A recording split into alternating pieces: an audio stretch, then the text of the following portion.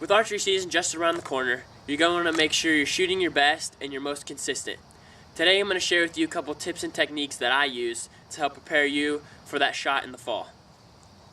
The most important thing about shooting archery is your consistency. You're going to want to make sure that you're doing everything exactly the same 100% of the time. And if you do that while you're practicing, that will reflect the way you shoot in the woods.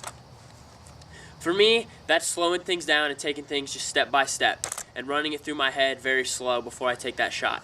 A lot of guys will knock an arrow, draw back, and shoot really fast, and they'll have a bad shot, and so they'll knock another arrow and just shoot really fast again, and that causes it's just poor practice, and that reflects the way they shoot and execute their shots in the woods. I'm a very firm believer that the way you practice is the way you're going to perform. So when I'm practicing, I run things through my mind before I even take the shot of how it's going to turn out. So I picture in my mind the way the shot's going to end up before I even shoot. So I'll look at the target first before I even draw my bow, find that 12 ring or that heart shot where you want to shoot, and just envision it and just picture it, and picture your arrow landing at that destination. And after that, that's when you knock your arrow and very slowly you relax, take deep breaths, draw your bow back very slow, land your pin on the dot or that 12 ring, that heart shot, and then that's when you release your arrow. Instead of rushing things, if you take things slow, you'll execute your shot a lot better. And then the second most important part is obviously in the middle of your shot. When you get that pin settled, don't rush it and don't draw back and have that happy trigger finger. Right when you think you're on it, pull the trigger. That's what's going to cause you to jerk and miss your shot or put a bad shot on your deer or whatever game you're hunting. So when you get that pin settled there, just have it settled, floating around that dot, and then squeeze the trigger on your release.